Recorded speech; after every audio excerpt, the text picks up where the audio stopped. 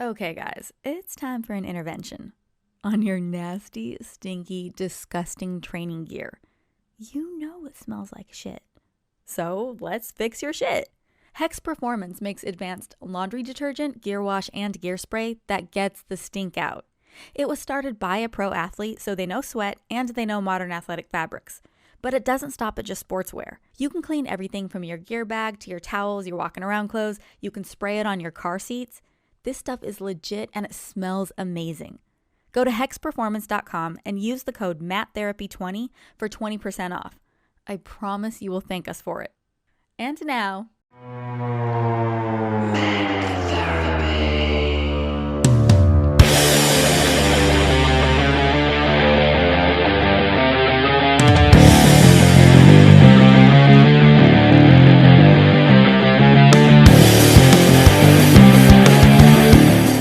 What's up, everybody? It is time for Matt Therapy. Today we are at the home of funny man Rich Slaton, who is a comedian. He's my not podcasting partner. No, you are my that's commentary. who she That's you. Yeah. You're my commentary partner for the U of MMA. Heard of and just generally a good dude. One of my favorites. What's up, man? Hey, welcome to my home. The air conditioning's working. My wife made me make sure. Yes. It's Brought someone 106 degrees outside. Yeah, it's brutal. Thousands. Welcome to the valley, bro. Yeah. Maybe more actually out here. It was 106. It was in Burbank. 112 yesterday, so I'm guessing it's Christ. around. Yeah. Yeah, we're It's not not messing like- around. no. Before I start cursing like crazy, is this a podcast where Please. you... Okay, Curse good, away. fine, fine. I didn't know that wasn't even an option. No, I don't know what people's thing is. I don't know whose mom listens to this. We have to... On my show, we say sorry, mom, every single episode. Oh, Because... maybe we should just start that then. Like, yeah. Every time you curse, sorry, mom. No, not every time we curse, Oh. but inevitably, somehow, usually my partner on the show, John Shevsky, crime, listen to it. He at some point will bring up cum Nice. at some point in the show, and it's usually That is fast. fair. And so we apologize. My mom listens. She doesn't, Oh shit. She doesn't love the show, but she loves listening to my voice. Right. And so we apologize to her every single Moms. episode. Yeah. Yeah. Sorry, it. mom. I know my mom does too. So sometimes my brother puts it up on his big TV, our YouTube feed, and my mom will watch. It's so adorable. It's Aw. adorable, but then like That's Sorry, so Mom. nice of your family, because I'm pretty sure my mom, if you asked her what's the name of the podcast your daughter does, she's gonna be like, What's a podcast? I get it. pretty much. she does taekwondo. Pretty much. So, wait, I want to talk about crime because everybody loves a good crime Everybody podcast, loves it. right? Tell us all about it. Crime is a show where I, Rich Slaton, read a true story about lawbreakers to this guy, John Shevsky, who's my have sexy, sexy friend. And then we riff about the story. Oh, so this is a sticker? that's a sticker. That's going on my water bottle. That's a Thank bent you. one. You want a better one? Yeah. There's a better one. There's a non-bent sticker. This is fantastic. We have to change our name because apparently the word crime, if you just put that into search parameters, up. it's a lot of people apparently use the word crime. So we've been getting lost desperately. So we're going to change the name eventually. Oh, But, let's talk about what your name should be. Let's come up with options. we've been debating it viciously for 3 weeks. We cannot decide. Dick jokes and crime? Well, here's the thing. We want to. So we have a great theme song, original music done by my friend Ben Rosen, who's a hip hop producer. It's a really fun song, guys. And so we don't want to have to scrap the theme song. Okay. The theme song opens with us saying, "Crime is the show that starts now." Like right now, yeah, do your line. And so we want to figure out something we can drop in. We want to change the name where we drop in something before the word crime into the theme song and not to mess everything up. Comedians and crime? Kind of like what was the first one you just said? Dick jokes and crime? There you Dick go. jokes and See? crime. Yeah, I mean, I don't hate it, Come and crime. but I don't love it. You know what I'm saying? Yeah, That's yeah, what yeah. happens. You don't want the CC Now, I'm action? going to think Come and about it now. crime? You're going to start getting text messages from me in the middle of the Yeah. night with like I love it. suggestions. That sounds Um, correct. Yeah. That is actually Okay, true. so since we are also a themed show, I don't know if you know this, Rich Sure. Slaton, but please tell us. What are you, Joey Diaz? Yeah. Hey, Rich Slaton. Yeah, I'm just gonna say your last name. How do you feel about jujitsu? Have you ever trained? Yeah. Themed show, guys. I started training jiu-jitsu White belt Rich. Yeah, I'm a perennial 10-year white belt. Hey. I started training at Chris Lissandro's Street Sports Jiu-Jitsu in Van Nuys a long time ago. Chris got his black belt from Minato Mongo, who got his from Jean-Jacques. So I started there about 10 years ago. Probably did about 9 months there. Then just comedy. I couldn't be there much, so I stopped there. Then I switched over to, a few years later, to D'Artagnan's in Burbank. who's a controversial figure in the LA jiu-jitsu scene. We know nothing about controversial figures in jiu-jitsu. Nothing. I'll tell you this: a lot of, especially in the 10th Planet world, he's a very Eddie does not like him. I know that. Really? I know a lot of 10th never Planet heard guys. Eddie say that he doesn't like anybody. He who should not be named. Seriously? I know a lot of the 10th now Planet you know guys. I'm going in there tonight to bring him up. I'm curious. So I heard. Well, here's the thing: is he's a jock, like a bro. Yeah, D'Artagnan, not really a bro. He's like an old school jock. So he's sort of like a no pain, no gain. Right. He's not going to go easy with you kind of mentality. So he breaks a lot of people? Great instructor. Like, I learned better from him. Like, there are things that he showed me where, like, just like side control escape. Yeah. He completely changed the way I thought about it. Wait, you can get out of that? No one can. That's what he taught me, was that there's no getting out of side control. So yeah, he changed the way I thought about a lot of different moves and a lot of different positions. But he doesn't coddle people's bodies the way that you probably should, and most jiu-jitsu instructors do. He doesn't coddle people's bodies. I don't give a shit if you break your arm. Show up to class. Basically, yeah. Yeah. Time are you getting here? So he's like an old school MMA coach. He's old school. Like, so if he's having you demonstrate, if he's demonstrating something, he pulls you into his guard. If you put your hand on the mat, you're getting your elbow hyperextended. That's nice. Because he shows you, like, if you put your hand on the mat next to him, it's trapped, you're done. What's his student retention? Yeah, that's a great question. Well, it's interesting. And I feel like they're probably all broken and can't train. There are some diehards, but every couple of years he's had, like, when I was there, I joined his gym right after a big exodus where a lot of guys left. I'm assuming he doesn't have a very good Yelp page. You know, well, now his gym, he has a big facility in Burbank now that's CrossFit and Jiu-Jitsu. And he's doing really great. I want more about this person. I feel like but again, like, it's a personality thing. I got along great with him. I kind of like a coach that's gonna not let me get away with my bullshit because I bullshit. I'll mentally break. Like, I will. I know that about myself. So some coaches will let you do that and just kind of push you to the side because they know that about you, and some coaches won't let you do that. Okay. So at Chris is a good instructor, but he, like, when he sees that you're not, like, that you're mentally not all the way there, he just kind of goes like, he'll kind of go like, okay, well, I'm not focused on you now. Okay. Whereas, and he'll kind of like let the brown belts kind of take you under their wing. Mm. Whereas D'Artagnan will be like, oh, you're breaking? Well, I'm going to break you further until you stop. And that's his mentality. And some people respond to that, some people don't. Okay. I liked it a lot, but my body, I'm injury prone. And so I switched to Muay Thai because I got hurt way more in Jiu-Jitsu than I ever did in Muay Thai. I'd rather get hit in the face than get armbar. Yeah, for sure. That makes sense. Yeah. I remember one of the first things I was told about jiu-jitsu is that is 100% chance of injury. Yeah. Yep. And whether it's a small injury or big injury, like, you are going to get hurt at some point or another in... Yeah. You're going to get hurt. You're going to get your ass kicked. I'd venture to guess that there would be no heel hooks allowed in that school just because, like, if he is that crazy...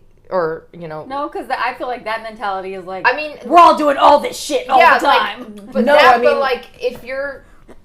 Everyone's getting their arms hyperextended or whatever, like, if you're blowing knees out, then you got no students. Yeah, I mean, I never trained heel hooks there. I never trained any rotational leg locks when I was there. But also, I'm a perennial white belt. Like, I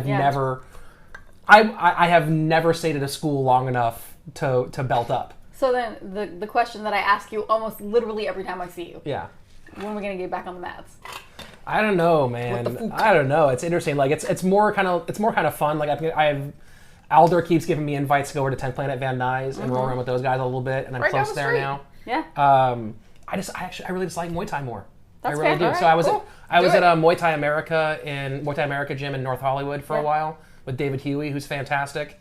But now I'm right by Saxon's. Saxon's is also great. The other issue for me is it's the big thing for me is all these it's contracts. It's you pay X. There are some months where I can go and do classes every week, and some months where I'm out of town for 2-3 weeks. Right. Yeah. So for me, Muay Thai at Muay Thai America gym was great because I could just pay per class. Okay. Or if I knew I was there for a month, I could pay for that month, and if I wasn't there, I just pay per class. Yeah. Mm-hmm. So. Yeah. And also, I don't even get home until 2 or 3 in the morning usually with the comedy lifestyle. Right. So makes sense. 9 a.m., 10 a.m. classes, go fuck yourself.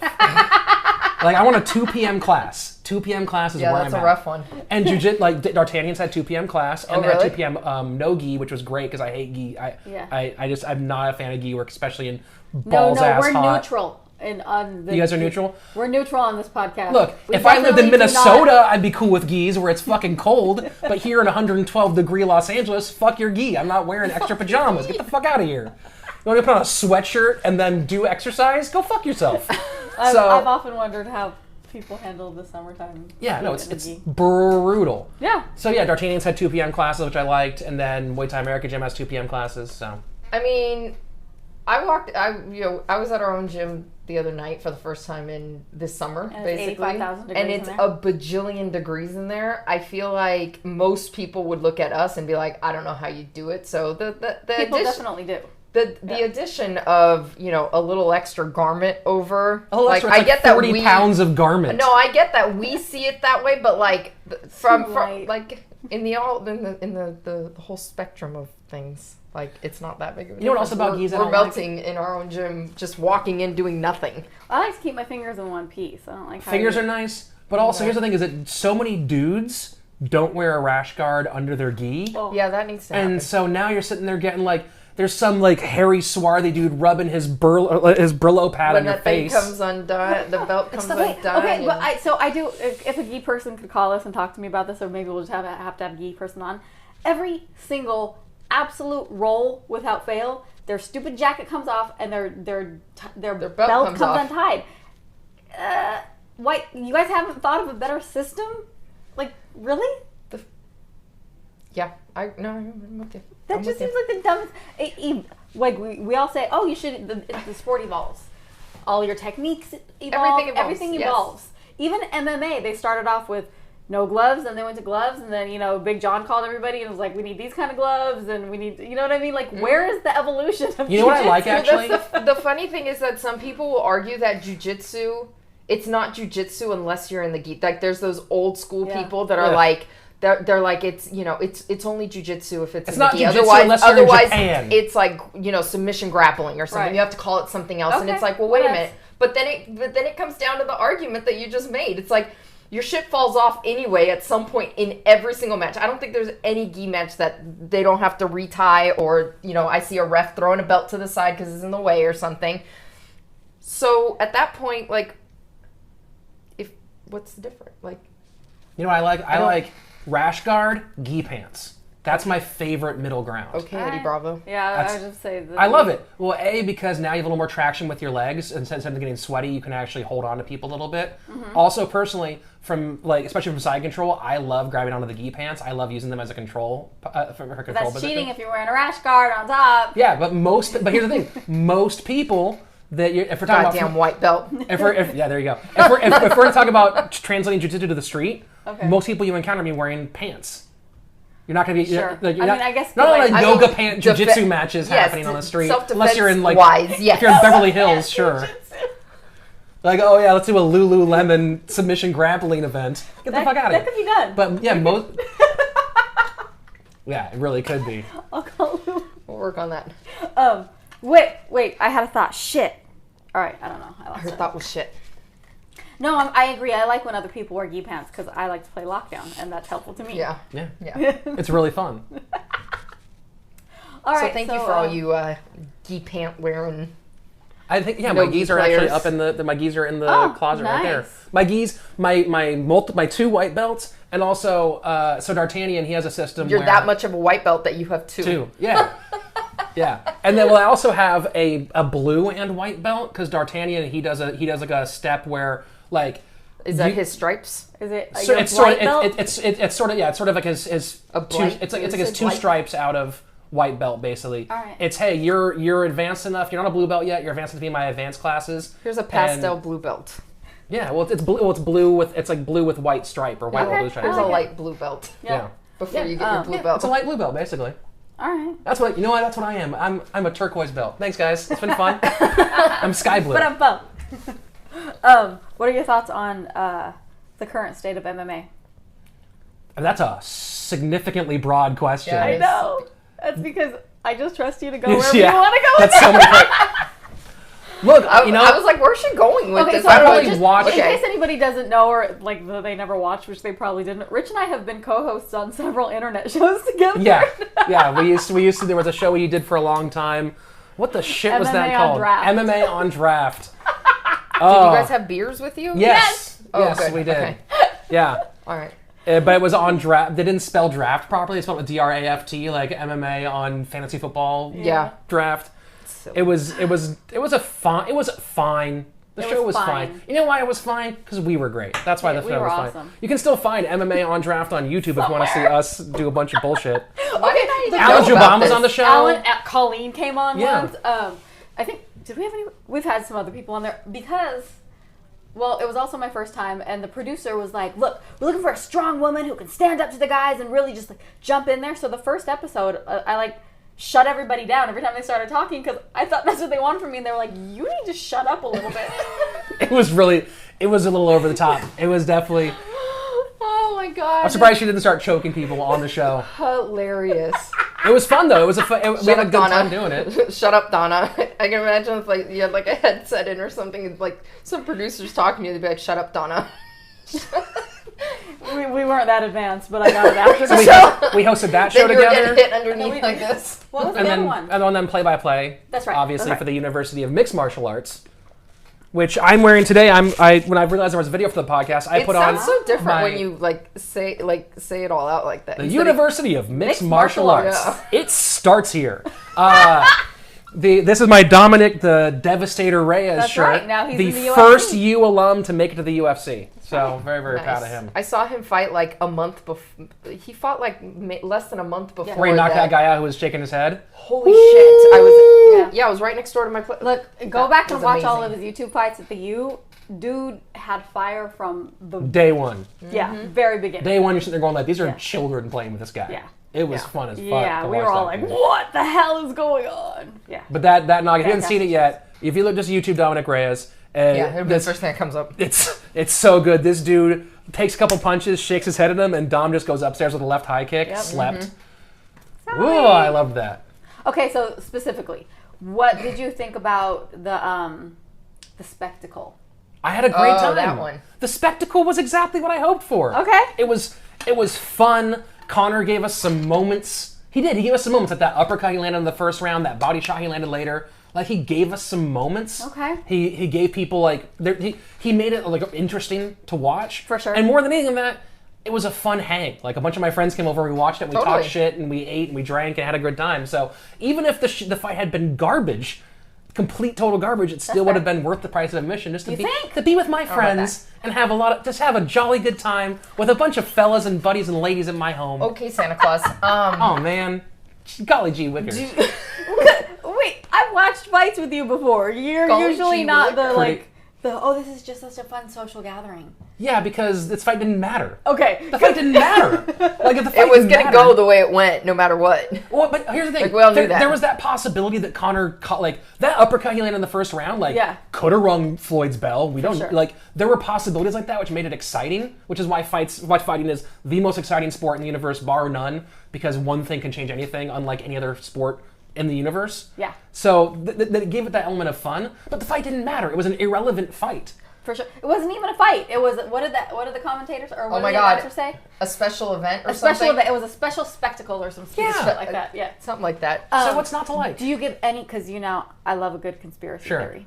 Do you give any weight to the conspiracy that Floyd put money on himself? millions of dollars on himself to end it in the 10th and was holding back until the 10th and then laid it on him? No, because I actually saw interviews that they rejected Floyd. Floyd put money on him, tried to go put bets on himself. Okay, hold on. I'm going to argue this because that's what everyone says, and I get it. It's true, and that is how it should be.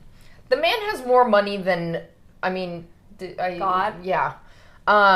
God has a lot of money. I'm sure he's given plenty, his family, people around him have plenty of money. What would stop him from being like, yo, I'm going to get you back. One of his minions. But can you put X amount of money, on me in the 10th? This is Think why is it a drop in the bucket compared to what he was making? So you think that Floyd bet on himself in the 10th and that the earth is flat? I just want to get this straight. Oh boy, did we just turn that corner? You want to talk about the Mercator mat versus... What's that? So the Wait. Hold on, before we move on Into from the maps? spectacle that happened this weekend, do you think that, and there's a couple of things actually that I just thought of, but do you think that John Jones is thanking this fight this weekend because nobody's talking about him anymore? Okay, hold on to the map. Or is it just I we've will. had enough of the John Jones bullshit that everybody's just we like, would be whatever, talking about here it we way go more. again? We'd be talking about it way more if I weren't for this fight, but For also sure. it doesn't have any effect on whether what's going to happen. Well, I mean, okay, yeah, we all have to wait for the test to come back, but holy shit, can you imagine being Cormier and getting that fucking phone call? Oh my like God. the mind fuck that's Super going mindfuck. on. Super mindfuck because he was doing really well in that fight. I was really impressed by Cormier. Yeah. He was doing very well in this fight, and I also... I just don't think... I don't think performance enhancers make enough of a difference Ooh, to interesting. make that change. Elaborate. Like, performance enhancers, like, they have the effects they have don't change your skill set. They Don't don't they just help change you recover faster? Yeah, Isn't that they the can help thing you about recover them? faster. Now, there's people talking about Turnaball saying that maybe it might jack you up a little bit in that moment. Well, doesn't I've it seen raise conflicting your reports. testosterone levels? I mean, I think that's the thing. I've seen conflicting reports on what Turnaball actually does. Like Middle Easy did a great breakdown, or Bloody Elbow, I think did a great breakdown of like how it Same. works. Yeah, it's all one really. I mean, you know, John Jones, I'll give him his credit. He's a good fighter, but I mean, he's still... He could arguably be the best fighter if he didn't continue to fuck up and be like the biggest douchebag on earth. As far as like bulking up, like he's still got chicken legs. So what? It's fine. But And he also still makes a 205-pound limit. You know what I'm Right. saying? Like, so it's one of the things, I think that performance enhancers have a much more significant effect on your day of competition performance in long endurance contests. So like Lance Armstrong. Like Lance Armstrong, swimming, things like that. Like Wait, why? EPO, blood doping, the ability to actually get more oxygen through your system and keep your endurance levels. Like those guys, those Tour de France dudes. Yeah. They had to like get up at night and do ride to get it all out of their system. well, because their blood was so thick because of the EPO doping. Jesus Christ. So, but yeah, you've never heard those stories? Not that. So, okay, they're all on like a big tour bus, right? Uh-huh. And their bikes are on the side of it. And some of them would have to wake up in the middle of the night and ride along next to the tour bus. to keep their blood from like thickening so much that they die. Yeah. Because this EPO has made their red blood cell count so Lance high. has talked openly about Yeah. it. At this point, No, Lance has like put it all on the table. His interview with Rogan was good. I It know really about was. it. I just never heard like details about it. Like I knew Super, that super I knew the crazy. situation or Wait, whatever. but okay, so didn't- from what I understand about performance enhancers is that it does help you recover faster, and I've heard that argument that like it makes you recover faster, but doesn't it up your levels of testosterone so much that that's where the extra strength comes from? Well, it depends on the type, or like the type of performance enhancement you're doing. Like some super jack your testosterone up. Some like blood doping isn't jacking your testosterone up. That's creating more oxygen Right. distribution through your system. So But- that but- gives you but better here's just- cardiovascular. Here's how you separate that and recovery so that you can train more, get stronger. So get better, separate whatever. that from baseball, right? Like Okay. the home run, the big home run, the Right. McGuire-Sosa home run era. Yeah. There's no weight limit in baseball. Right. So those dudes were jacking up on the type of steroids that make you bulky as fuck so you can hit the ball 5,000 feet, Yeah. right? Didn't Yeah. matter how fast you run, as Didn't long as matter how if it went out of the park, it doesn't Exactly. matter. You just walk. But also, you don't have to make a weight limit. right. Okay. So they can just get jacked out of their minds, get roided to the gills, and swing that toothpick around. Yeah, but guys can drop so much water weight, and he's still at that good metabolism age where he could drop like 15 pounds of water. But it's not like the heavyweight division where like we can be Ubering and go from 205 to like 260. Yeah. It's the 205-pound division. So there's So, an but upper he can limit weigh to whatever how much. he wants the next day. We've But- seen guys drop 20 pounds for a jiu-jitsu match. Yeah, Like, in but water. you're not dropping 40 pounds. You know what I'm saying? Like there's a limit to how much weight you can cut and be effective the next day. So it's like, is John Jones cutting from 225? Yeah. That's not that crazy. At percentage of body weight, that's not that crazy. Okay. Is he cutting? He's not bulking up to 245 and cutting and shredding down on fight day. Are you suggesting that it doesn't have an effect on his? Because that's what Chael Sonnen said. Did you see the art? That's one of the few quote times from I agree with today? Chael Sonnen. Chael said that he was more juiced up than Tropicana when he fought Jones, and Jones still pushed him around like a truck. That's so funny. Wow, he really said that? Literally, that's exactly Chael what he gives said. zero fucks. I've hated Chael Sonnen for most of my career in this Yeah. business, and most of my career as a fan. And for some reason, the last like year and a half, I'm like, you know what, you do you, Chael. You do you. I was the same. Like, I didn't like him. I didn't like all the shit talk. Like, I'm not a fan of shit talking. And then it wasn't until I saw him on Rogan a couple years ago that I listening to him talk, not even about fighting, just about like stuff. Like, the man's really smart. He can turn like, friends. I was like, incredibly smart. Yeah. It turned around. Like, and now I get it. Like, it's definitely just a show he was putting on. Oh, for sure it was. Like, yeah. Yeah. We will not get into a political discussion. This is not what this podcast is about. But his interview with Rogan before the election was the first person, literally the first person that I was like, oh, I understand why you're voting for him now. Literally, I could not wrap my brain around what would make somebody vote for that person. Anyway. The person. Is this a Voldemort situation you guys are doing on the show? Okay, I get that. Look, we have a lot of people that listen to us from all over, and I refuse to get into political discussions on air. I get emails from people, I get messages from them, which I will have reasonable a conversation. Totally as get long it. as it doesn't get the Affordable Care Act, aka okay. So there was another thing that I saw yesterday about Mayweather that I thought was interesting. He apparently donated something of like $200 million to Texas. Okay. To Houston. Hey. And, you know, I hope... You want his sponsorship money? Yeah, exactly. Hey, look, if you got to give it away. For sure. But here's my argument from... Whatever. Wait, doesn't he is there an argument for not... No, I'm saying give them the money. Oh. And no, not that part. No, not that part. I don't pay attention to him enough to give a fuck, so... But doesn't he owe a bunch of taxes or something? From what I hear. I have no idea. I don't know. Do you think that he did this to like... like as a deduction? Or, hey, let's wipe the slate clean. I'm going to give $200 million. That's a big chunk of money. So, bless him for giving that much money. You know what? If he did, that's really smart. Great. Wipes out your taxes. That's a smart tax I don't person. know if that's how that works. Well, you do get to deduct, like you do, because I know that I have a friend who used to work for, like an agency that managed athletes in general. Sure. And they're big, humongous names. They had a set amount that they had to donate every year in order to offset the tax credit you got. Yeah, you make too much money. You got to get rid of some of that shit. Wait, so it's not actually a bad thing. Okay, let's say he did it for no other reason other than to help himself. Yeah, that's kind of my argument. Awesome. Great, do it. Like there's still people like whose houses are floating. That's cool. I looked out here like, what? Really? Look at that house floating right there, Rich. I thought it was 112 degrees. Yeah, I mean, whatever your reason is for helping people, if you're helping people and they are going to benefit from it, okay, I'm cool with that. All right. Yeah, fine. Okay. For sure, right? All right. What if you're feeding kids so you can cannibalize them later?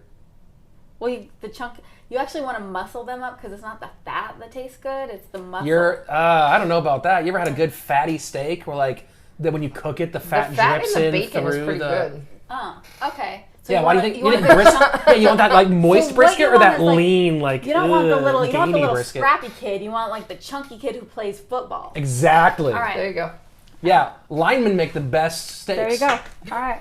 So when we all become cannibals, fucking football teams. Yeah, there we go. It's happening. I mean, they're the easiest ones to catch. Apparently, we have to go. You need like 5 guys to take them down. Apparently, we have to go to Russia because this is the size of their pinky.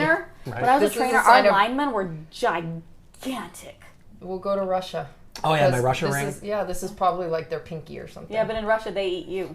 You can't go in Russia. You have to do that we're one all cannibals. We're all fighting accent. here. Yeah. In the old country, Russia eat you. Can we talk about that T-shirt and then tell us about maps? Oh. Yeah. Is it showing up? Sure is. Can you guys tell that it says Gay Pride on there? I was gonna say it's not a it's a Confederate. It is a Confederate flag. There's more than just a. I was trying to say there's more than just the Confederate flag. It's a Confederate flag Dixie. that says Gay Pride, which I just adore. Yeah, it was a couple years ago. There was like a big Confederate flag kerfuffle going on. It's still going at the exact same time as but it was at the exact same time as gay marriage was getting legalized. Oh, that's right. And like Juneteenth or whatever. Kerfuffle's a very good word. Thank you very much. Yes, I know a couple of words. Yeah. I've read a book. Rich has a good vocabulary. So people were arguing about it, and so I just like did that really quickly on like Word or something, and I posted it, and people liked it a lot. Yeah, I mean, I didn't Photoshop it. I had someone go and like do it better when I made the shirts.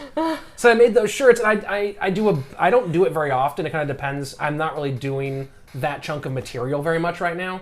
But I used Dick Jokes and Crime have a store section. Well, I've stopped selling that shirt online. Dicks and Crime. Because I just don't want to deal with the hassle. Like I don't want to have to ship shirts. I'm not a shirt salesman. I don't give a fuck. Yeah. Like the extra money I make from selling those shirts online isn't worth the work. And the work is literally just put it in an envelope, take it to the post office, and mail it. That's all the work. You know what? Taking shit to the post office is a pain in the ass. Really I don't blame you. Yeah, I need to get stamps.com. Not a sponsor of this show. Get on it, stamps.com, you motherfuckers. You know who else is not Blue Apron?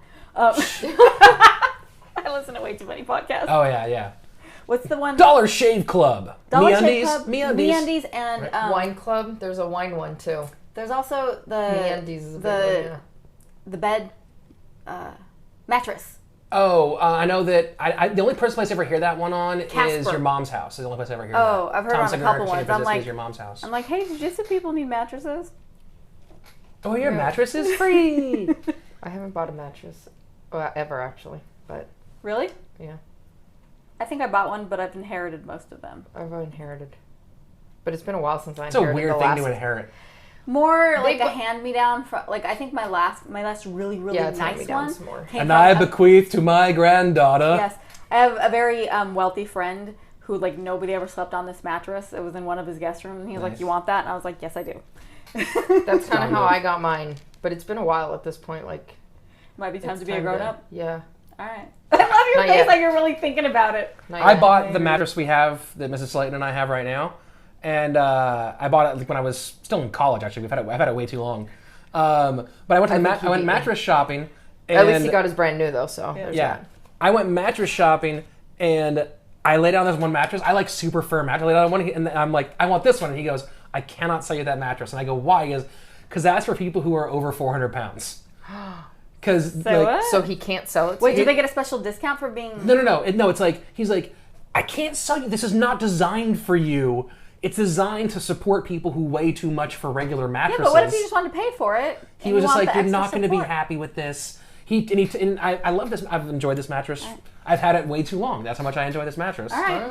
But I've slept on boards. Like I like firm. It weirds me out though that like mattresses aren't cheap, and like what if I use it for a few weeks and I'm like, this sucks. I'm uncomfortable. So this is why we need companies have a return. Oh, do they? This is why we need a mattress podcast sponsorship, because there's a couple of them that let you try it for like 100 nights and then you can send it back. Yeah, that's what I need. Otherwise, it's actually otherwise very I'm gonna have to be the person like in the store that I'm like, I'm gonna take a nap real quick in this bed. Boring subject that we've ever had a conversation about on the show. Oh, good. I'm glad you came to my house for this.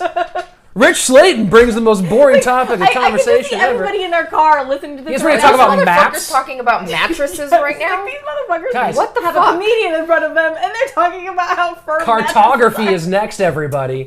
Look, the Mercator map was a problem because, in order to make the longitude and latitude lines line up properly, it changed the sizes of different of all the continents.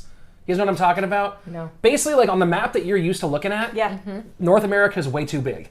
Oh, no kidding. Yeah, North America, like, you know how Greenland... Like on a globe when you look at it? Not on a globe, it's normal. Oh, you're talking about like on a flat map, when they flatten it out. The majority of flat maps, for a long time, used the Mercator system, which was designed to make naval navigation easier.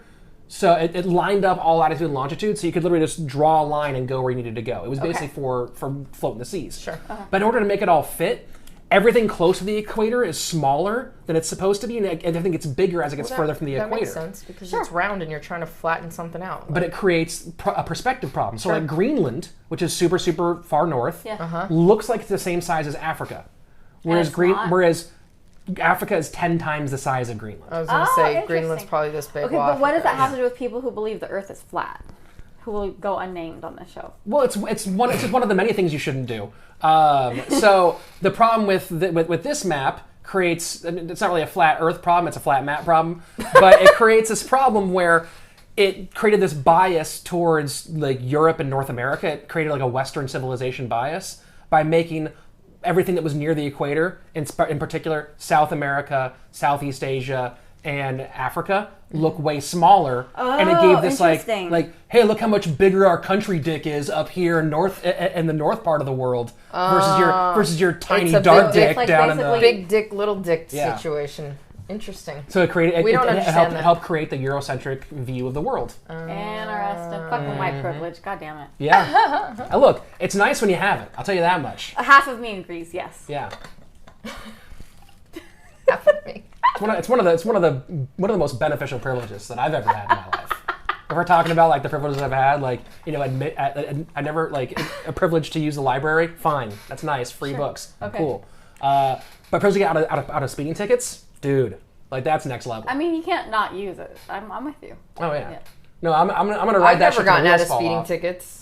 I mean, really? Not even with your boobies? Look more Scottish. Really? No. Dude, how? Well, one, you're pretty cute. I would use that shit. I had my boyfriend at the time in the car with me for one of them. I'd never been like dressed up and stuff. It's usually it doesn't matter. I don't know. I've gotten 2. And you've never gotten? I've gotten out of several, and I don't even think. Seriously? You're charming. How the You're fuck do people do this shit? I'm adorable. Yeah, see, I still talk like this to people. Yeah, no, I'm adorable. Yeah, I can't. I can't change it up and be like. I white it up so hard when I get pulled over, fellas. Yes, officer. You know what? You did skibbity bebop. Oh man, you're right. You know I whited up. I must have had a bit of a lead foot today. I'm really sorry. But thank you. Oh yeah, it's gross. I drive away, call myself honky. I'm very upset with myself every time I do it. My God. But there's no traffic ticket. There's no traffic school. I did traffic school. I just paid once someone because I was a cute Hispanic girl, which I'm still surprised that you haven't been able to capitalize on. The cop even told me, he's like, I have a thing for Latin chicks. You're gonna go. In all fairness, this also sounds like it's happened to you more than twice. Yeah. Okay, I've gotten pulled over for speeding twice. In like 20 years? Yeah. God damn it, Becky, you're so... She didn't start drinking until she was like 25. 27, 6, 7, something like that. I am pure vice. Yeah, like that's probably the biggest driving force in my life is vice. I think I don't have any particular vice. But in less than 10 years, I pretty much got it out of me, the drinking part. Yeah, but like by the time I was 19, I probably got pulled over like 3-4 times. Oh, I didn't get my license until I was 18. I remember a cop pulled me over when I was like 19 or 20, and it was like 1 a.m. I was on the way home. And he was just trying to get me for something. There was nothing to get me for. He's just like, there was 0 people on this road, and I switched lanes. I was on a street. I switched lanes. Use a blinker. And I didn't use a blinker. Young lady. And I got pulled over, and he was just hoping to call me. You're a menace. I know. Yeah. By the way, the speeding tickets that I did get, the fastest I was going on, it was the first one. Maybe, I don't remember what order they came in. 80 miles per hour. I was on the freeway going with the flow of traffic going 80 miles per hour. Which freeway were you on? The 134 in Glendale. It had to be the middle of the night. No, nobody goes that fast. 8 o'clock at night, 8 p.m. All right. On a Saturday night, I wasn't drinking. Lay down? What a loser of a cop was that? At 8 o'clock at night, pulling someone over going 80 miles an hour. Okay.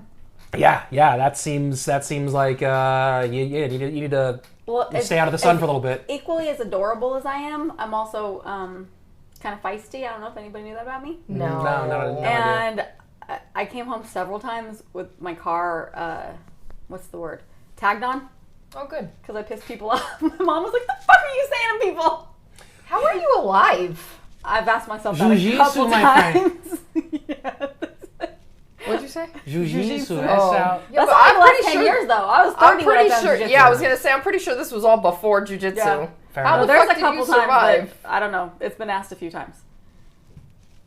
I remember one time getting chased by another car outside in North Hollywood. Kind of where I'm looking to move right now. Oh. All right. Getting chased by someone that my boyfriend at the time apparently pissed someone off. I didn't even realize it. And we got in the car. There was like 4 of us in the car. And these people were following us. And I was terrified. Really? Yeah. I was that car once. Luckily, my friend that was driving at the time maybe was you. No, this was not here. I think my friend that was driving in the car at the time was someone similar to you. That was like, oh, I'm going to get away from this person. And she was just like turning into like streets. And she finally like pulled a left into a driveway, turned the car off, turned the lights off. And we just sat there in the dark. And we just got lost to them.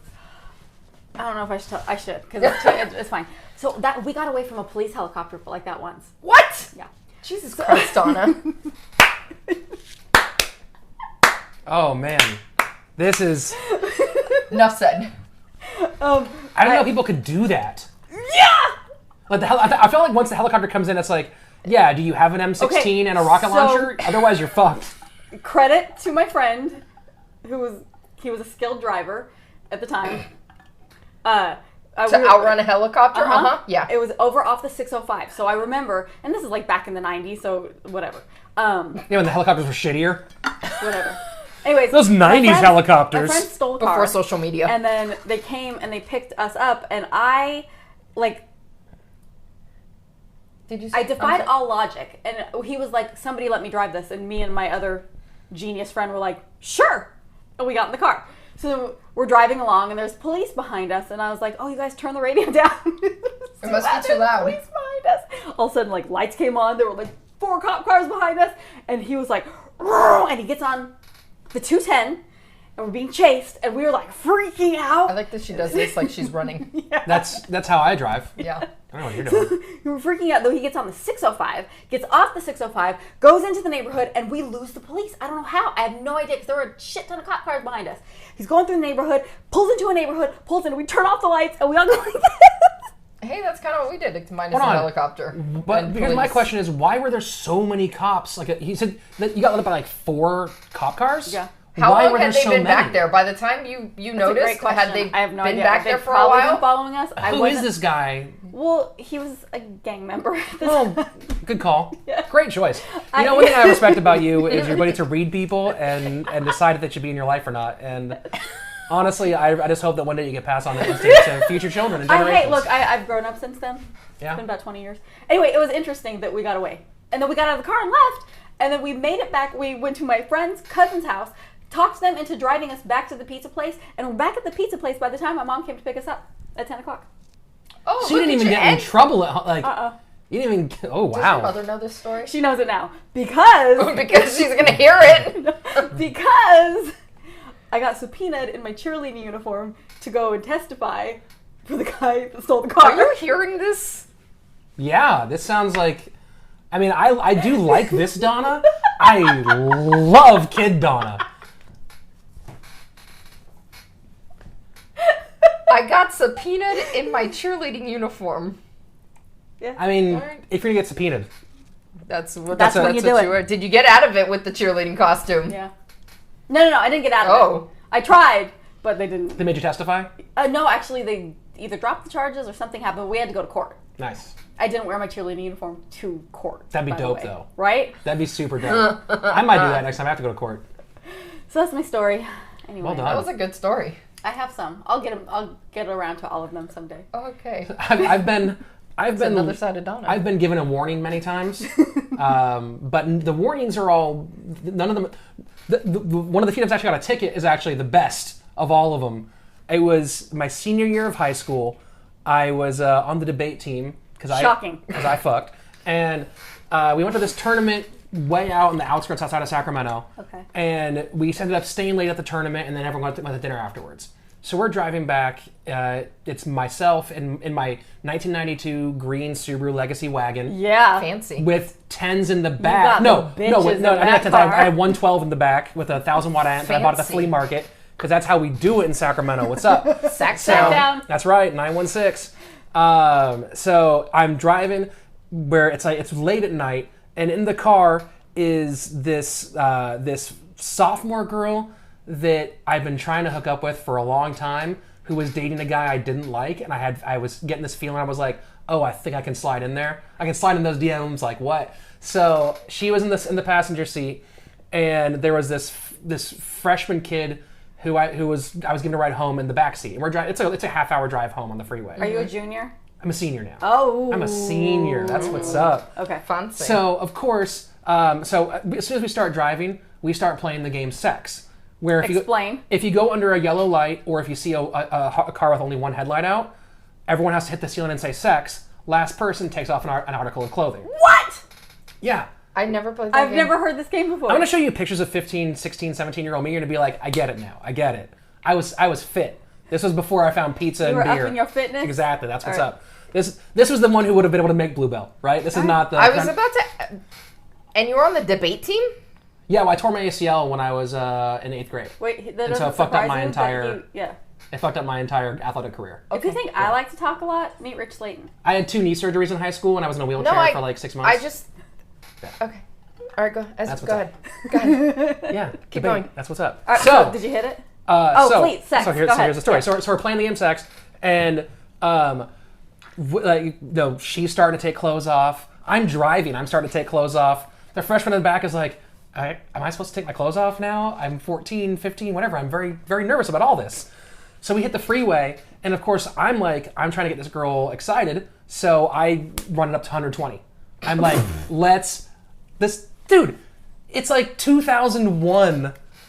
This is what you do. You drive fast. Right. We're all teenagers. So I run up to a $120. You were a teenager in 2001? I was born in 1984. I'm 33. Yeah. Go ahead. So, so we're doing $120, and I see a cop, and so I slow down, and suddenly he lights me up. Of course. So we pull over. So I'm so nervous. I've never been pulled over before. Yeah. Plus, like, my pants are literally around my ankles. I'm driving with my pants around my ankles. My dress shirt is like open and off, like in the seat behind me, because I was wearing a suit because we were at a debate tournament. Oh my God! So I'm like, I've got like a V-neck undershirt on, and like my hands around my ankles. She's in a bra. I think might have been at that point just a bra and her. I don't remember if she was wearing pants or not. Slaton. Yeah. Homeboy in the back is losing his goddamn mind, and so we get lit up. So I'm so nervous, I don't pull to the median. I pull into the middle. I pull left and just stop right there. Sir, we've got a bunch of naked teenagers in the middle of the freeway. Well, so we all just start throwing our clothes back on ourselves. He comes up, talks to me, goes back, then he says, "Come talk to me for a minute." So he pulls me out, and I explain to him, like, "Sir, we're part of the debate team. We just came from a tournament. It's late." He's like, "Why are you driving so fast?" Like, "We're just trying to get home. Like, we're Did you white up real hard there? Oh, sure. But also, like, here's the thing, though. I was white and Jewish in the 90s, in the late 90s, early 2000s in Sacramento. So to my friends, I was ghetto fabulous. To adults, I was like, "Hey, everybody, how you doing?" So let me just adjust that double Windsor, make sure it's all nice and tight. So I go out and talk to him, and he's like, "Why are you driving so fast?" Like, we're late. We're out longer than we're supposed to be. So we went to team dinner afterwards. We're debaters. We're on our way home, and I was driving a little too fast. Master debaters. Yes, absolutely. So I don't know if he did know I was doing 120. He says he caught me doing 95. Hey, you're slowing down. Yeah. So I always think that's nice of them to, they always say a little bit less. Well, hold on. He says he caught me doing 95. And so he and I talked for a little bit. And he goes, I can tell you guys are good kids and you guys are just being stupid. Plus you're white. So here's what I'm going to do. Yeah. I mean, he can also tell we're very white. You're white as fuck. He's like, good kids. You're exceptionally white. Like, you should go outside sometimes because it's kind of a problem at this point. I think you guys might be in danger. Just if you don't go to the beach. Right. Be safe. There's brown people outside. Yeah. I wouldn't have caught you, but you were, the moon reflected off your body so hard that I was able to see the streak. Like sparkly vampires. Yeah. Oh Jesus. So he's like, I caught you doing 95. That's God. A felony. Oh. Because you're doing over 40 miles an hour over over 30 miles an hour over the speed limit. So I'm gonna write you up for doing 70. Hey, thanks. That's so nice. And I'm like, that's awesome. Thank you. I was doing $120, son. I was killing the game. So so I take my ticket and I'm walking back to the car. Oh, you know what? No. My shirt had been off. I was not in my V-neck shirt. I was completely topless in the car. And I know that now because I remember as I was walking back, I looked down and my V-neck shirt is on backwards and inside out. My tag is sticking out this way and there's a V going down my back. So we get in the car, we start driving away. And as soon as we got the freeway, We go under yellow light, and homegirl goes, sex. And I'm like, oh, we're still on. Game on. Let's do this. So, of course, like, freshman guy's like, can you guys please just drop me off home? Please take me home right now. Kid. This is totally not okay. You traumatized the shit out of that kid. Yeah. So, yeah, we did drop him home. But the moral of the story is... Did you hit it? Did you drop? Do you want to hear the most embarrassing part about this entire story? Yes. So I go to drop her off at her place. If you tell me you didn't get laid, then that's not very interesting. Oh, it's very interesting. Okay. It's certainly interesting. Okay. I drop her off at her place, and we're in front of her house, and she's like, pull up that way a little bit. I'm like, cool. I'm like, yeah, I'm about to get it. And I just go to make a move, and she goes, look, I have a boyfriend. And I'm like, yeah, I know. I don't like him. Please tell me you actually said that out loud. I'm like, yeah, I think he's shitty, and I don't think you should be with him. And she's like, I get that. And I'm like, okay, so what are we doing here? She's like, look, I know that you're excited, and I've never seen a guy do it before, so can I watch you? Shut up! This is, by the way, the second time this had happened to me in my life, by the way, where someone had a girl requested watching me. Interesting. So I'm like, I think that's better than nothing. So, yeah. So I just like... So you really were a master debater. Yeah, exactly, right? I just hit that recline, and she like perches up, like she's against like Spider-Man pose. I mean, she kind of like rubbed my arm or rubbed my leg a little bit, but like... Great. Why your arm? Yeah. Well, because she was trying to like keep it not that sexual. She did have a boyfriend after all. Oh, okay. So, yeah, that's what we did in the down the street, 3 houses down from her house. Was she just sat there in like Spider-Man pose on the seat of my car, what just a watching fucking me. Weirdo. Yeah. Did you ever hit it at any point in the future? No. Lame. I know. Yeah, she's weird. But white privilege, bro. Yeah. So for sure. there you go. Yeah. You got out of a felony. That's true. Yeah. So that's the kind of life I live, because I take risks. I don't say no in life. Oh. Yeah. You're just out here living life. Yeah, just out here going for it, taking swings. Switching from that Mercator map to the more updated ones. You know what I'm saying? Like trying to keep this life real. I'm woke. Yeah. You are woke. Yeah. Yeah. Them firm mattresses and shit. Yep. All right. So as woke as you are, see how I'm bringing it back around? I'm like, but here's the thing. I don't wake up until like 11:30. That's true. That's when you're woke. And so, but that's like 10 a.m. but I think that describes both like the way I live my life and describes like my level of wokeness. I'm 11:30 woke. I'm not 8 a.m. woke. Does that make any sense? Yeah, but you're also up till God knows what time in the evening. That's true. Woke. True, but that's a different animal. That's true. But people that I'm just saying. Yeah. People that wake up at 5 a.m. it's not because they're up till 2 a.m. Just saying. Seen it happen. Yeah. I'm sure there's a few little sprinkles in there. They're not doing it regularly, and if they are, they're freaks. All right. Okay, so bring it back around. I'm sure somebody. I'm sure there's going to be a message from someone somewhere that is going to be that person. So you think they should allow PEDs? Absolutely. And MMA? I think that they should. Watch this. It's an interesting question. I think that this game that we're playing is bullshit. That's what everybody was saying about baseball. That means everybody has to do it. If you allow anyone to do it, then everybody literally has to. But I think everybody also says there shouldn't be weight cuts. People shouldn't weight cuts. That's fine. I agree. They shouldn't be weight cuts. Guess what? Everyone else is doing it, so I have to do it in order to. Yeah, I think they should do two. I think they should do double weigh-ins. First of all, I think they should do Why not just same day?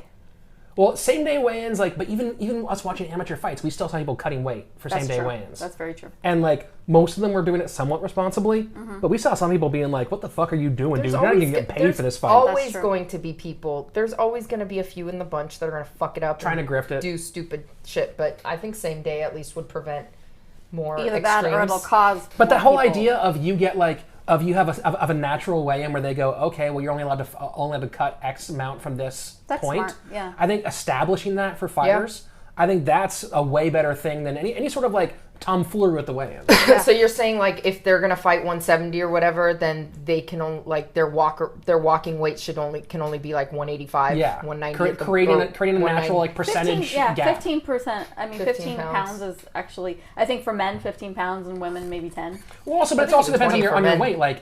I also think 20 pounds for John Jones, for a light heavyweight. Yeah.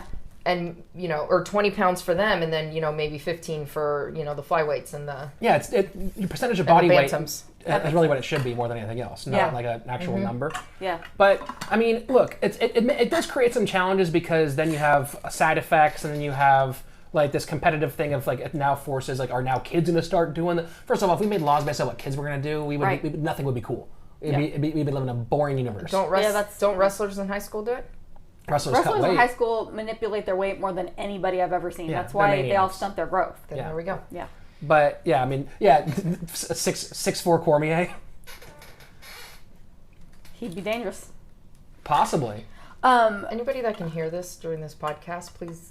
My apologies. It's 106 degrees outside. I'm gonna buy you a new quiet one. It's 100. I don't do this often. Do people complain about your water bottle a bunch? I complain. My mother-in-law. Joey Diaz yelled at me for what doing this. Hey, cocksucker! That's too fucking loud. Yeah, pretty much. Basically, what it is. That's pretty much what happened. I can get a lid that has a straw. Oh, that's a good idea. You can get me a lid that. I can get you a lid. Since you want to buy me something that. But it's 106 degrees. I don't do this normally all the time. We don't want you to die of dehydration. It's 106 degrees. That'd be a good podcast episode, though. Die of dehydration? Yeah, I mean, like, look, you're talking about numbers. Talk about cutting weight. Yeah, there we go. I don't know, the whole juicing thing, it gets kind of wonky. I mean, the Diaz brothers say everybody's doing it except for them. Yeah, it gets kind of wonky. But then you have a guy like Uberim walking in at like 14 times the natural testosterone level. Like, so you're sort of like Uberim? Yeah, that's Overeem stopped. Overeem hasn't fought since Pride. Uberim is the guy who. I mean, now we're getting back to like sort of Overeem, but how do you go from 200 pounds to being like 250 pounds of monster, where your veins look like fucking garden hoses? It's a whole different volume. Why Connor will never fight at 145 again? Because he's juiced up? I don't know. Just saying. I mean, he's young. He used to fight at 145, no problem, and now he's not. For the spectacle? Yeah, I feel like now he says he won't fight at 145 anymore.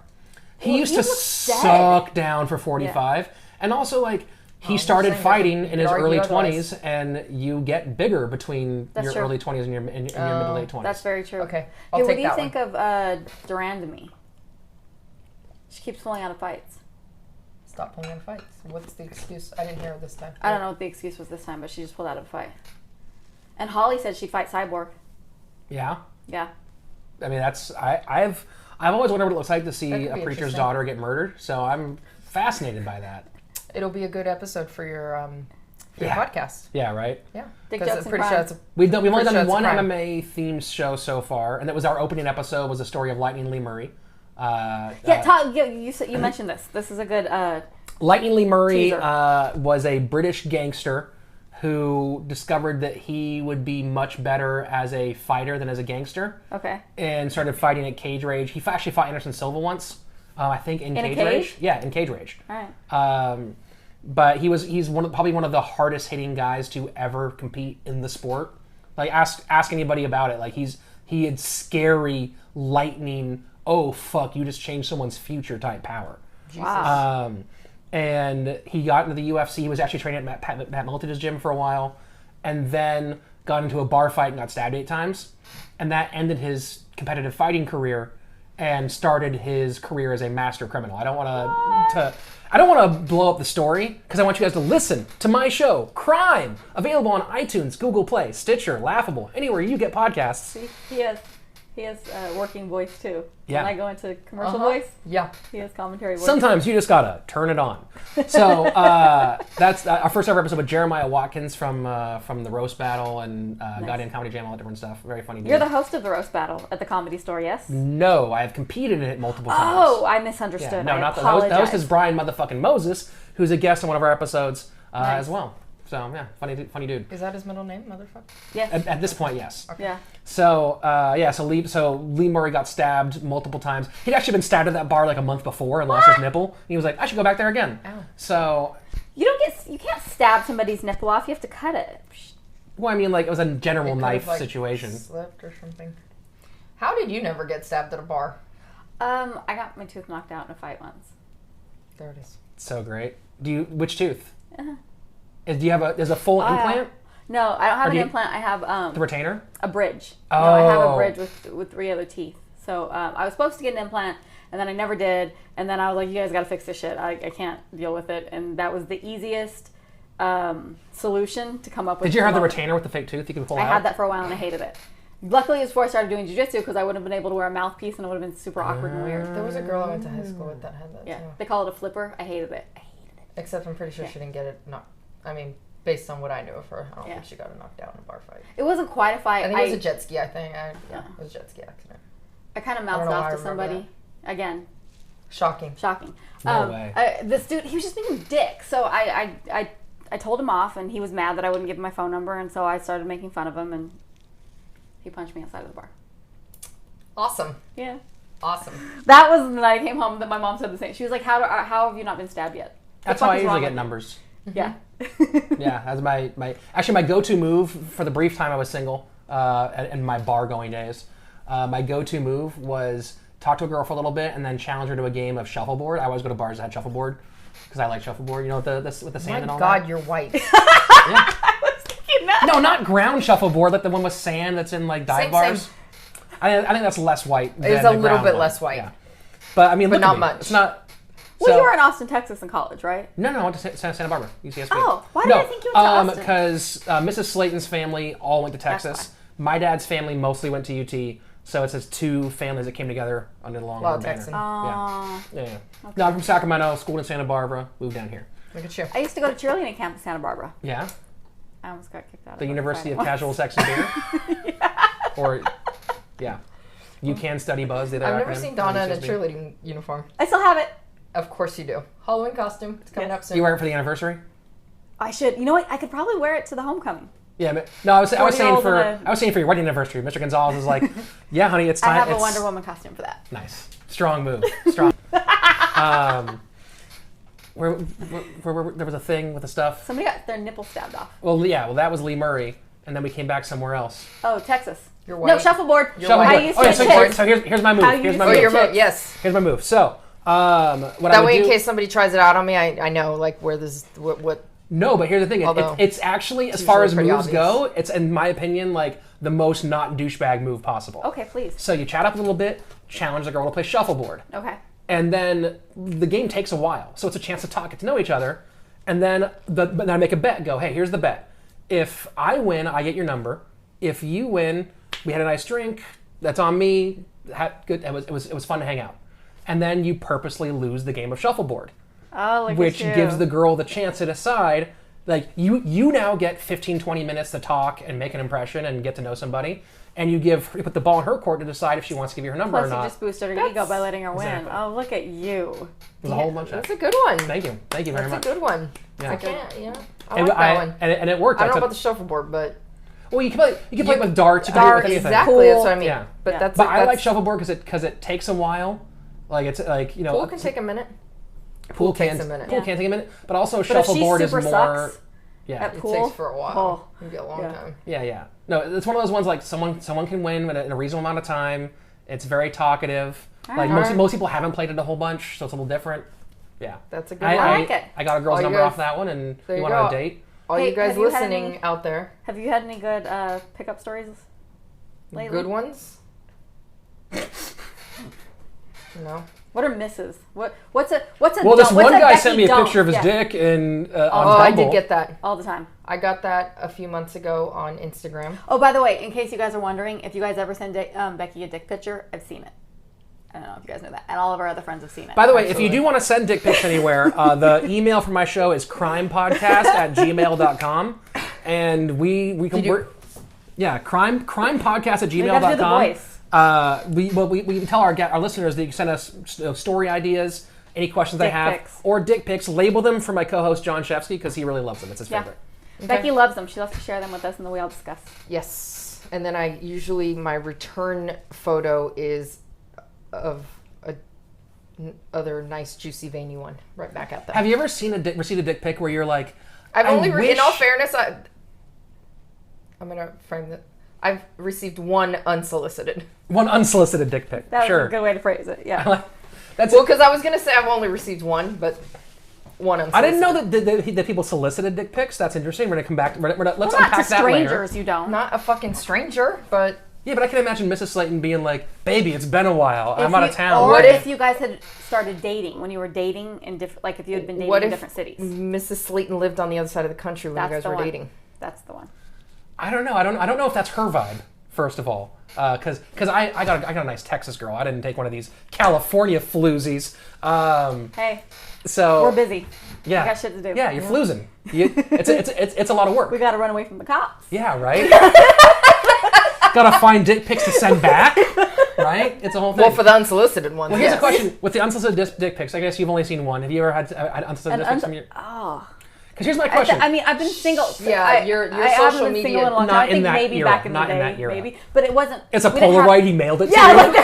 Like there weren't like. I mean, there might have been like texting. It took a lot of time. Like, there's a return address back then. Yeah. You went to the post office for this? I think maybe I got an email. You used a forever stamp? An email? An owl from Hogwarts. What was the subject title? Drawing. I don't know. What was the subject title of that email? I don't know, because a lot of guys used to email me that also couldn't spell, and that was stood out in my head more if you couldn't It's a lot of people who can't spell. So here's my question about you've seen your girlfriends. You've seen some. You've seen ones from your girlfriends. Yeah. You ever seen where you looked at? You're like, I wish this wasn't attached to a fucking loser because it's a great dick. I've dated those before. Fair enough. That's great. Yeah. I've seen. Like, oh, damn it! All right.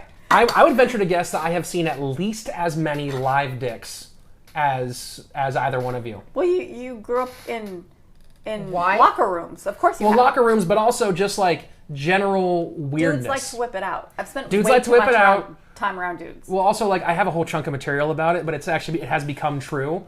Is like again like I'm the I don't say no person, and oh, you told me this before. Yeah. So now at shows, because of a bit that I do, audience members will approach me afterwards and go, "Dude, I have a weird dick," because I've become I'll look at your weird dick guy. Don't you remember when we went to go see him do a show? Oh my God, we did. That's right. Oh, at the Comedy Store. Yes. Yeah, that's right. For Filthy. That's right. Did I do that bit that night? I don't know if I did it. No, I feel because I know this story. I know. Yeah. I feel like you have, and you did. Yeah, I've seen. But now it's gotten to the point where I can tell when it's that kind of audience, and I can tell. I can read someone and be like, "Oh, he's about to tell me he has a weird ass dick." All right. Because can you see the thought process happening as you're telling the joke? Well, it's the excitement and pride. It's like I'm about to make it into the bit because I keep adding the bit more and more because I see more weird dicks on the road. What's a weird dick? So one time I was doing a show. I was doing a drinking show in San Luis Obispo. I was hosting this show where the show's called Poisoned. You have to blow above a .08 to go on stage. Oh wow! So I was the host of it. So Did you come up with this concept? No, it's part of the San Luis Obispo Comedy Festival. Okay. That's fantastic. It's like every February, March.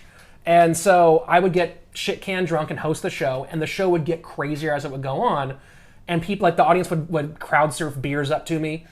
So one year I did the bit, and there's a single use bathroom. I start to come out of it, and this guy goes, "Hey man," and he like kind of like walks in as I'm coming out. He's like, "You want to stay for this?" I'm like, "Why?" He's like, "I'm pierced." I go, "Okay." He's like, "You want to watch me pee?" And I'm like, "Why not?" Does it spray in different directions? Yes, it was like a bad garden hose nozzle. It was like someone put their thumb over the garden hose. It was like 5 or 6 different Isn't streams. that what happens when it's botched? Well, because he was pierced right. He didn't go he went right through the head. It was like a river. Aren't you supposed to go through the head? I don't know how you're supposed to do it, but that's what he did, and it was like whoop right around the side like this, whoop right around the side. And then at some point, I think it was that same show where I had an audience member hold my balls on stage at one point. Awesome. And then did they go in the pants? No, I pulled them out. No, you could just, okay. I told the whole room, I was like, guys, I wasn't sure. I'm like, this is what's going to happen soon. I was on something. I was like, guys, this is what's going to happen next. You don't have to watch this. If you don't want to see my balls be held by a stranger, close your eyes or leave the room. Okay. But that's what's going to happen in this show because that's what this show is. And the room was like, you know what? We get it. We're on board. So that happened. Art is art. Yeah. There was a time in Fresno where I did that bit, and then later I was doing a bit. I do a lot of bit about dicks. I was doing a bit about how men look like their dicks. Which is maybe why you've seen so many. Probably. I don't know. Have you ever counted how many dicks dicks chicken you've seen? egg thing I'm going to go ahead and point. argue at this point that you've definitely seen more dicks than I have. Well, then add summer camp into it, where like there's a whole you've seen let's far all more, stand in a circle and measure. You've seen far more dicks than I have. So my gay friends and I have talked about this. We believe that straight men are way more obsessed with dicks and other men's dicks than gay men are at all. Gay men are like, whatever. Well, because to gay men, they're a sexual object. Yeah. To straight men, they're hilarious. Like, yeah, it's a whole but different... straight men are way also more gay than. So sure, that's absolutely true. Yeah. Like when guys are like, I'm 100% not gay, I'm like, would you bet your search history on that, motherfucker? Because I guarantee you looked at some gay ass shit. I was in Fresno doing this bit about how men look like their dicks. Okay. Right. Like this guy's dick probably looks like it works at a library. This guy's dick probably, whatever. And so there's this big fat tattooed guy in the car. I was like, your dick sir probably has tattoos. He goes like, yup, it does. And you're like, I'm gonna see that dude's dick. No, he goes, yeah, it does. Want to see it? And I'm like, yeah, I do. I like that you're like almost disappointed in yourself, but you're like, yeah. Well, it's because this is where I've gotten to. Like, I scored a 171 now. on the LSAT. I could have gone to a top 10 law school and had a real career, and this is where I've taken myself. So the show ends, and his wife comes up to me and goes, like, do you want to see? Yeah. She's the broker. She's the dick broker. Dick broker. So now I'm like, all right, I guess I have to see this. Not to get that confused with the dick breaker. She takes me not to the bathroom, but out to the street in the middle of Main Street, Fresno. You guys, my husband's gonna pull out his dick. And she goes, honey, show it to him. I mean, it's Fresno, so he pulls it out and tattooed down the shaft. Ouch. Homewrecker. Wow. So I look to her and I go, is it? And she goes, yeah. Wow. Super classy. Yep. I heard once that the drummer from some band or something, do not know this. Motley Crue? No, I don't know. Most stories should start there. It wasn't, I don't know what band it was, but that he has the words "your name" tattooed down his in a similar fashion. That's like a hat tattoo at this point. Your name? Why? Because I can go up to you and be like, my dick has your name on it. Got your name on it. It's kind of an old school tattoo. Whatchamacallit? Steve-O from Jackass has it on his ass. Your name? Mm-hmm. Oh. It's either Steve-O or Bang. I got your name on my ass. I have your name tattooed on my ass. All right. Yeah. Interesting. All right. Well. The most annoying version of that I ever saw was I was at the Barrel in Van Nuys, on Van Nuys Boulevard. It's a dive bar I used to do comedy at. Mm-hmm. And this girl was like to a bunch of us, she's like, do you want to see my pussy? And we're all like, why? Yeah, why not? Like, fuck. Well, sure. You're offering it. Fuck. And then she pulls up her leg, and there's a tattoo of a diseased-looking vagina on her knee. I was going to say cat. Ew. I know. No. Ew. No. A tattoo of like a leaky, not like get the oil checked, please. You need better insurance. Not just a vagina, a disease. Like a gross one. Vagina. Yeah. But why? You'd think if you were going to go so for she that could do joke, that to people. Yeah, but if you were going to go for that joke, it'd be better. Yeah, no. And not an actual vagina? Look, or like a cat or something. I don't know. Look, to be fair, love of the game, she committed to the bit. All right. And I got to give her credit for that one. She was like, this is a bit that I want on my knee forever, so that even my grandkids can see it. Right. Okay. So, you guys want to see Grandma's pussy? Yeah. All right. Fun. Let's remember my favorite Steve Martin. One of my favorite jokes of all time is that old Steve Martin bit. Which one? He goes, women today, they are so nasty and so gross. I was at this bar, and this woman asked me if I wanted to go back to her place and see her pussy. Oh, come on, guys. She was talking about her cat. That cat was the best fuck I ever had. Wow. One of my all-time favorite bits. Steve Martin. Are you of the... I can't remember if we've had this conversation or not, but are you of the there's no subject that's off limits to jokes? There is no subject off limits. But like the worse the subject is, the better your joke better be. Okay, that's the conversation we've had. Yes. That's all it is. It's like, look, if you're gonna do, let's take the especially the third rail, a rape joke. Okay. Like, you better do your rape joke better be funnier than rape is terrible, which is really hard to reach. So it's like you know what I'm saying? That's a good point. Yeah. So have I seen like funny jokes? Babies? Yes. Have I seen good funny jokes on the worst topics in the world? Absolutely. Have I seen jokes on seemingly benign topics that are wildly offensive? Yeah, I've seen both of those. The fact that it's a joke isn't the now. What I will defend is the attempt to make a joke. Okay. So let's say like you're. What if it's a mean-spirited joke? So some jokes are mean-spirited in there, and that's funny. Okay. Depends on again. There's so many. And then timing too. Everyone wants to like create these very specific lines, and there's too many variables to draw specific lines. Yeah. Like, what's the joke attacking? What is the subject matter? How funny is it? Who's it coming from? Where's it going? Did something recently happen that's in the news right now that, you know... There's a million factors. Yeah. So to say like any one thing defines how a joke works, but the big thing is everyone goes like, well, if it's not funny, then blah, blah, blah. And I go, you know what? No, because I'll defend the attempt. Okay. The attempt is so important. And comedy in particular has to be tried out in front of human beings. It's one of the very few art forms you don't get to just do in your room in front of a mirror all the time. Right. So you're going to have to tell some jokes that suck Yeah. in front of people. Mm-hmm. And so if you're working on jokes on a very difficult topic, let's say on child molestation, for example, you're working on a very difficult joke on that topic, you're going to have to tell the it's not quite ready version of that joke in front of some people. You're going to have to do that. Oh, and so I have to defend the attempt because you can't get to the good joke without the attempt. Got it. And maybe the attempt will crash and burn hard, and that's part of what you just deal with. Maybe the attempt will fly. But if we eliminate the ability of the attempt, we never get to that really great joke that deals with that really fucked up topic. Ooh, interesting. Okay, another serious question. Where do you stand on the whole, because you said the kerfuffle? Kerfuffle. Okay. Yeah. Where do you stand on the free speech kerfuffle that's happening in our country right now? No, we're not going to get political. It's, I mean, like political-ish. I can talk about it outside. I think somewhat outside.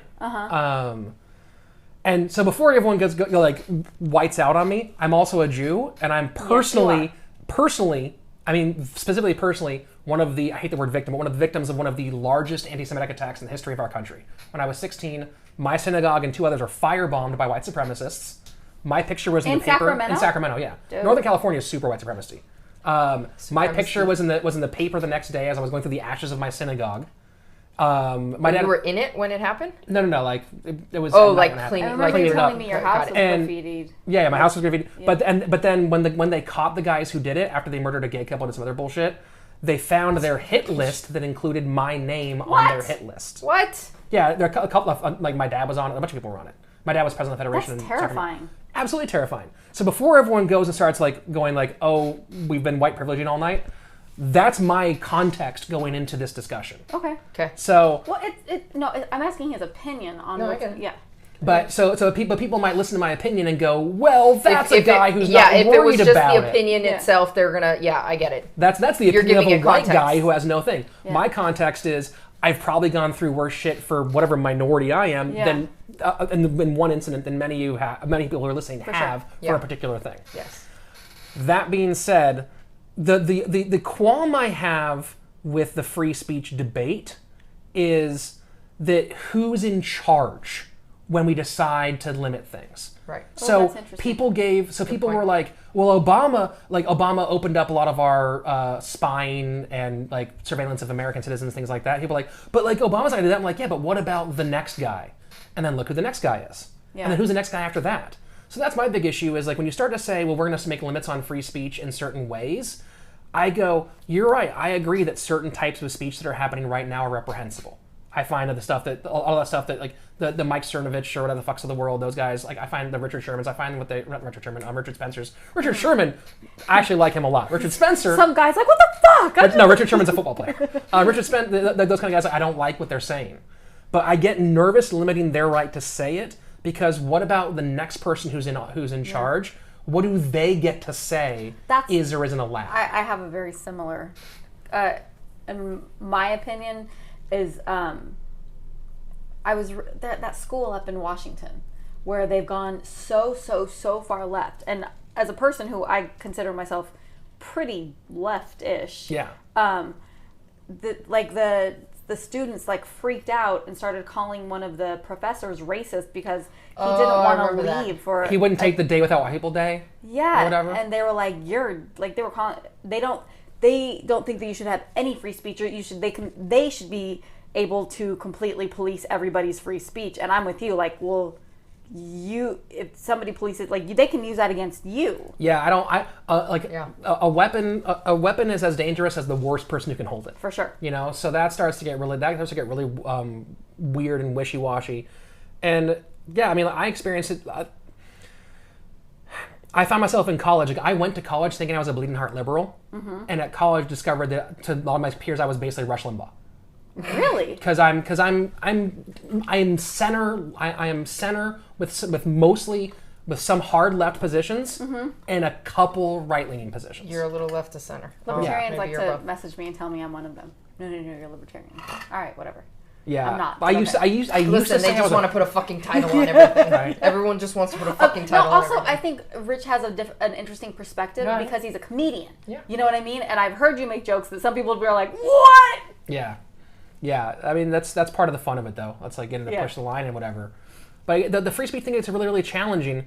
And because you sit there and go, okay, so if someone's free speech is let's kill all the Jews, like, okay, are we where does that let's kill all the Jews line? Okay, well, let's kill all the Jews isn't okay. But what about the Jews are the biggest problem in this country?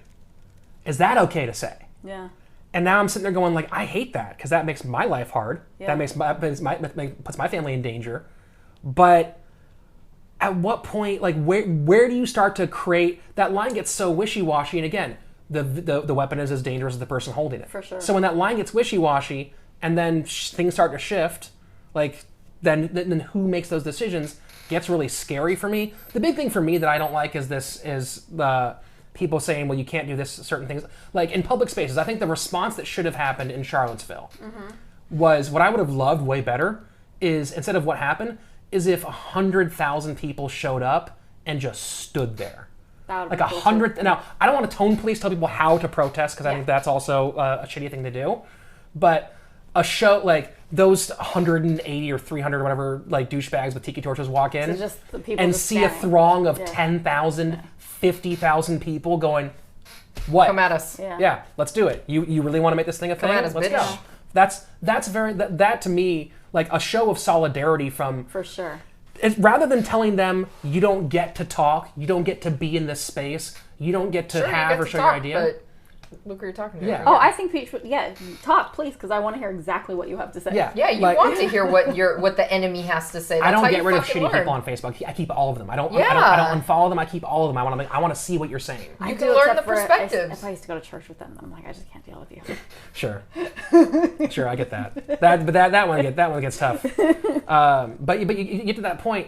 I think that the show, rather than stop them from talking, we come together and form our let's build our own wall. For sure. Right? I think that's the preferred thing from my perspective.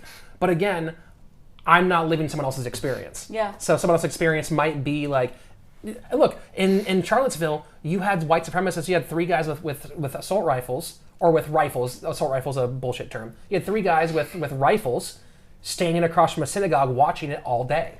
Yeah, I read that. Right? And the police wouldn't send anybody. They had to hire their own. They had to hire their own security. Police that. wouldn't send anybody because they were too busy with other bullshit. Yeah. And the Jewish people had to escape, sneak out in the back because they were so nervous about it. Was this in Charlottesville? In Charlottesville, yeah. But I feel like I also read, or not also, I read a citizen. In the same story that I read it, a citizen showed up. And guarded themselves. And the police like, you can't do that. Like, well, you're not here, fucker. Yeah. So back the fuck up, right? Yeah. Exactly. Yeah. So I think that I start to get washy. It's like, hey, sure, open carry is legal in some states. Yeah, it's legal, you but shouldn't only for allow, certain people. But you also shouldn't allow open carry during public events. Like, there's this big march in town. Like, maybe we don't allow weapons during that march. And the city had the legal right to do that. By the way, they could have done it. They chose not to. Just like in Tombstone, you can't bring your guns into town, boys. Sure. Got to leave them outside. Yeah. Go to the OK Corral. So. She's never seen any movie ever. You've never seen Tombstone? No. Oh, Jesus, fuck. That was someone's favorite movie too, and I never watched it. It's such a good I'm Your movie. Huckleberry. It bugged me to. You've never seen it? I said I'm Your Huckleberry. Oh, right. Which is Val Kilmer. Yeah. So good in that movie. It's my favorite Val Kilmer. Yeah. I think it's everybody's favorite Val Kilmer. Iceman's a close second. That little emoji. Dude, you should get it. You should watch it. That movie, so I've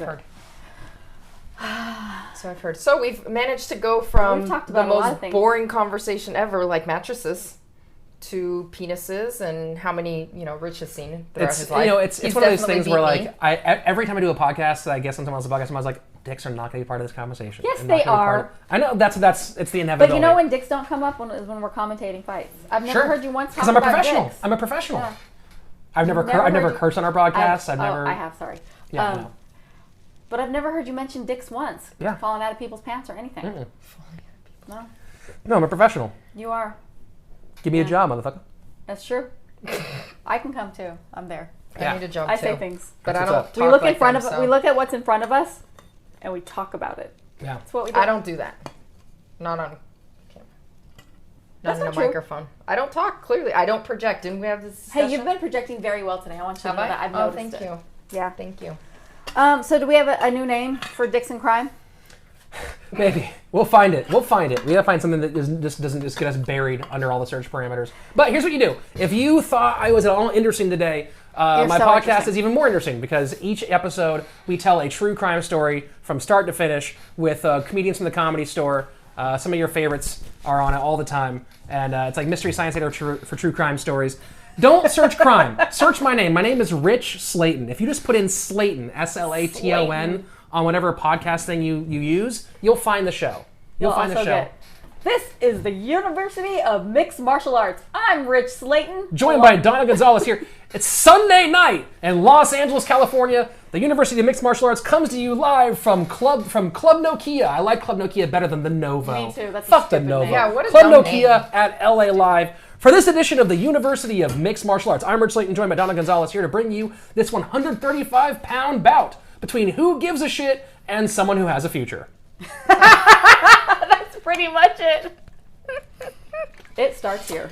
Between who gives a shit and someone that has a future. We've seen That's some fantastic. fucking fights where you're like, this shouldn't. There was one fight. I'm not going to name any names so that I don't blow up anyone's Oh, I spot. want to see if I can figure it out just by you talking about it. Yeah, there was one fight where there was a woman who had some skill, and a woman who had none of the tools that you would really suggest a person has when they get into competitive cage fighting. Would she be one of them that when you guys described her as a street fighter?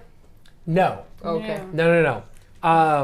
Those are my favorites. Those were always my favorites my too. When they were favorites. like, Here's when the they thing- talked about their background, and like some of them were like judo, Street jujitsu, fighter. Right. wrestling, but there's street fighter. Yeah, those are my The favorites. fuck does that mean? Well, here's how you know. So here's the thing about commentating when people get pissed off, where it's like you're not being real. It's like, yeah, because we're told to not be Yeah, dicks. we have to be nice. We're an amateur show. Yeah. If we were real, you wouldn't like it. So here's how you know when we're talking when someone is bad, is when the only thing we mention about them for the entire fight is how tough they are and how So gritty much they are. heart. So much heart and toughness and determination.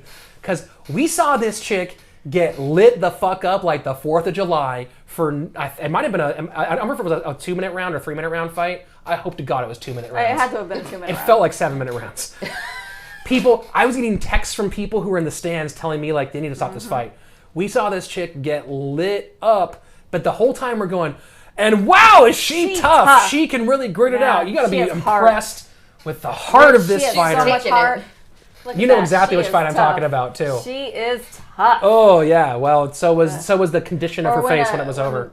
When Rich is reading off all their qualifications, he used to wrestle in college, and he also fights at blah blah blah in the Valley that has 10 UFC fighters, and comes in as a purple belt in jiu-jitsu, and his opponent trains in his backyard. Street fighter. Well, we did have one guy who talked about he would train by like hitting trees. Yep, that's Yep. exactly what I was thinking about. Yeah, we talked That's about he would exactly train. who I was. We're like, what's your experience? And he was like, I've read read books. a lot of Bruce Lee books.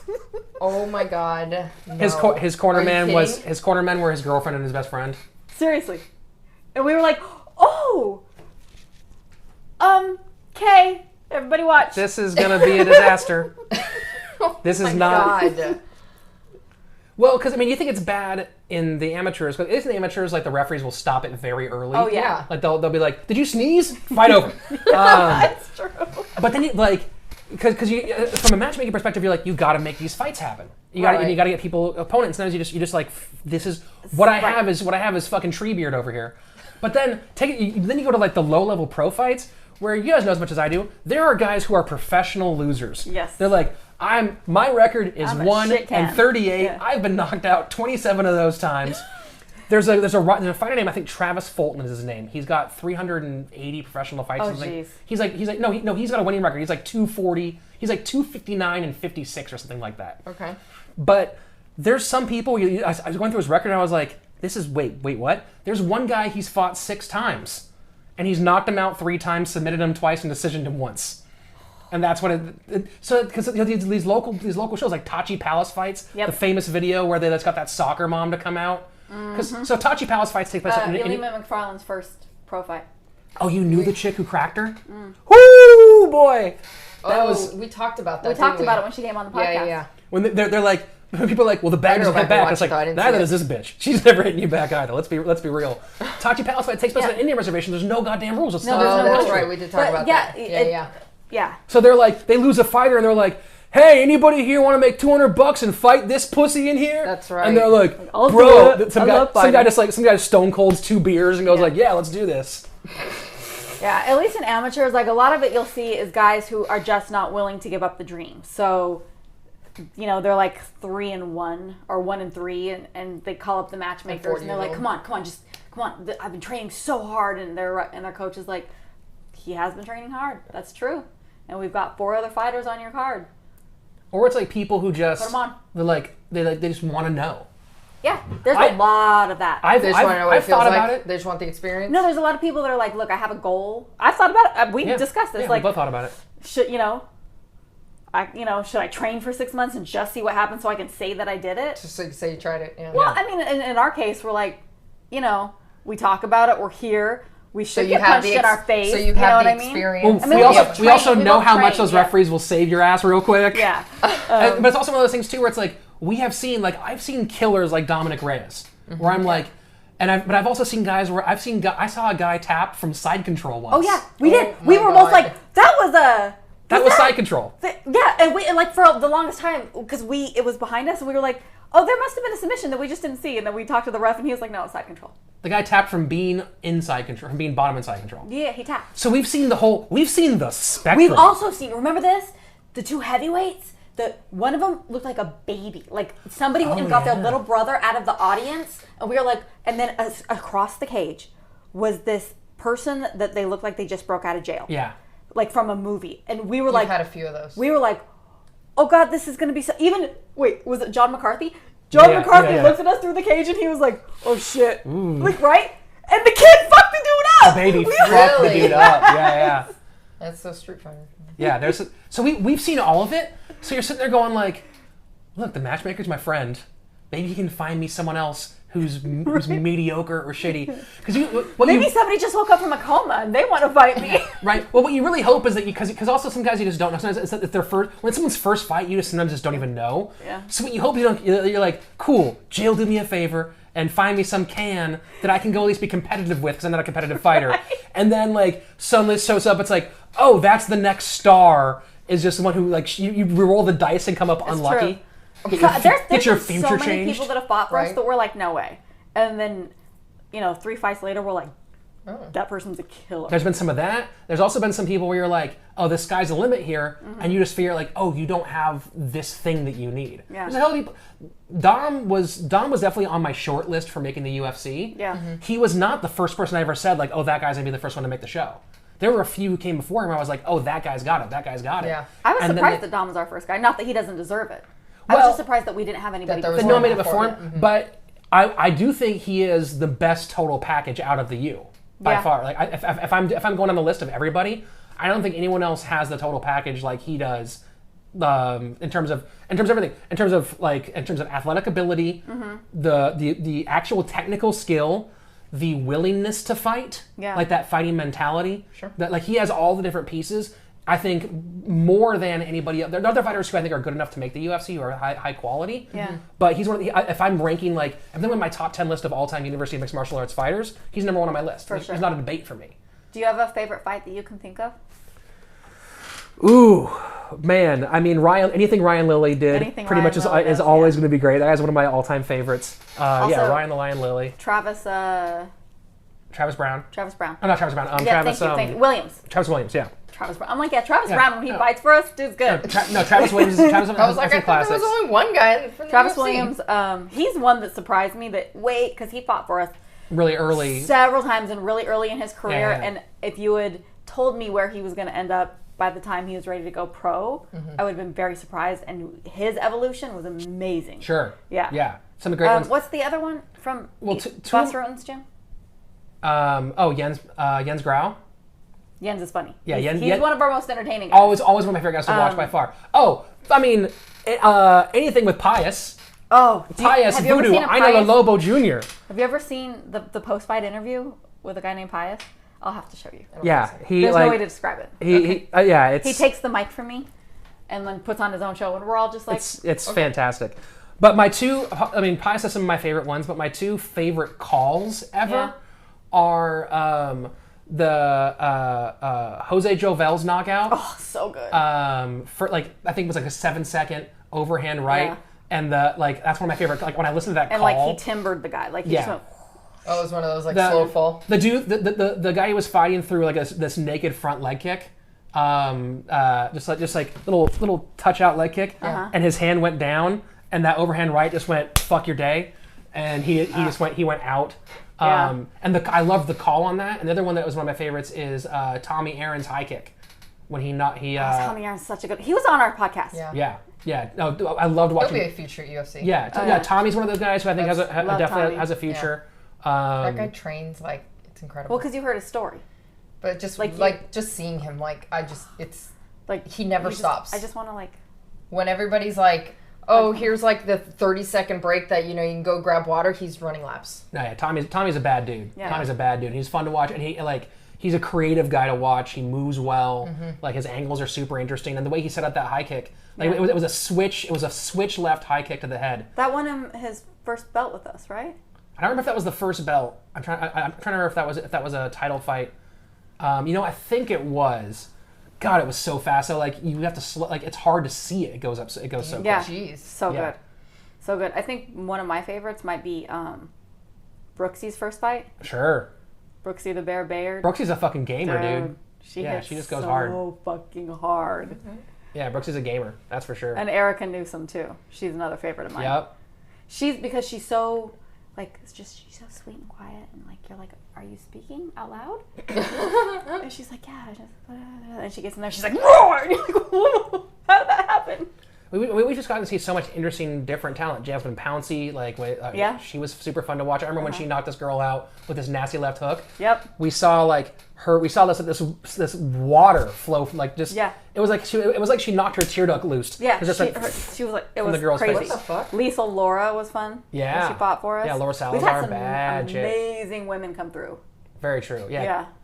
But there's just so many people who just been so, and people you didn't see coming, like Unaru was a real shocker. Yeah, he's from some sort of stan. Yeah, he's from one of the stands. I believe a stan. Uzbekistan Didn't speak English, but wrestled like a motherfucker. Yeah, he's just big dude. Oh my god, that was the day. I remember that show so well because I've never been so hungover in my entire life, and I glued a smile on my face. It was the night before. There was some big, humongous. It wasn't the 10th Planet party. I felt like it was a party that I had to be at, but it was one of those that I just remember. I look back at the pictures now and I laugh so bad at myself because I'm like this the whole time. I'm like 10-year anniversary party. Super great. No, we've been really lucky. We also like other thing too is I like seeing the way that certain gyms work. Yeah. You get to know I can tell. There's a certain mentality of a systems training center fighter. Those guys that Ian Harris trains. There's a certain mentality you see coming from that gym. Yep. And they put out some great, really strong, interesting fighters.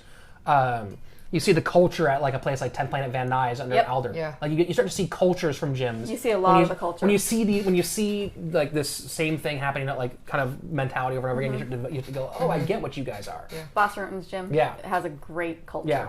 So that's cool too. A lot of them. I'm with you, and I'm always sad when I hear about gyms closing that I really liked their team. Yeah. There's only been a couple, but you're always like, oh, man. Yeah. I don't rock a lot of gym shirts, but I do rock a Dream Killer Fight Team shirt, though. That's just they have a cool name. Yeah. Dream Killer. And be the villain. Yeah, I like this. Who's the other one that has a really cool name? I remember Dream Killer one a bunch of times. Rich, thank you so much for sitting down and hanging out with us. This has been super fun. Yeah, we'll have to have you come on again. This is anytime. Awesome. Yeah, I during the day I do whatever I want. All right, when you settle on a name. Yeah, when we settle on a name. But yeah, please listen to this show. It's super fun. It's what my life's about right now. That and telling these dick jokes, bro. So come on in and get that. Yeah, where can somebody follow your career or come see you do comedy? I'm at the Comedy Store all the time. I have some stuff coming up. When does this come out? When, Lexi? If it all goes well, maybe tomorrow. All goes well, maybe tomorrow. Okay, so if not, Friday next. If you're in San Diego, I'm gonna be at. Why can't I bring up? Do you guys ever have a thing where like your calendar app just stops working for some reason? I don't know about my Probably calendar. You know what I'm talking about? Just the phone likes to stop Yeah. working. Like Instagram. I'm going to be at the Instagram All-Star today Sports Bar doesn't and Grill like in San Diego on September 12th. And then I'm going to be back down in San Diego again at the Comedy Palace on October 20th. And then you can see me at the Comedy Store here in Los Angeles all the time. You can follow me on Twitter with the worst handle ever, at MMA Comic.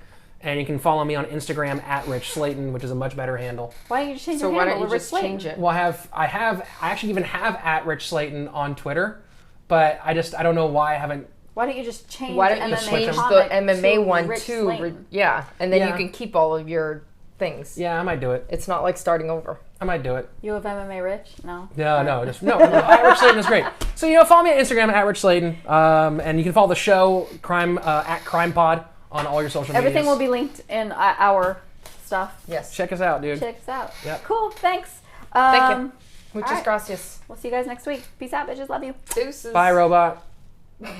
Hey guys, thanks for listening. If you like what you're hearing from us, we'd love it if you went to iTunes and gave us a rating and a review. And don't forget, you can support the podcast directly at patreon.com/MattTherapyLife.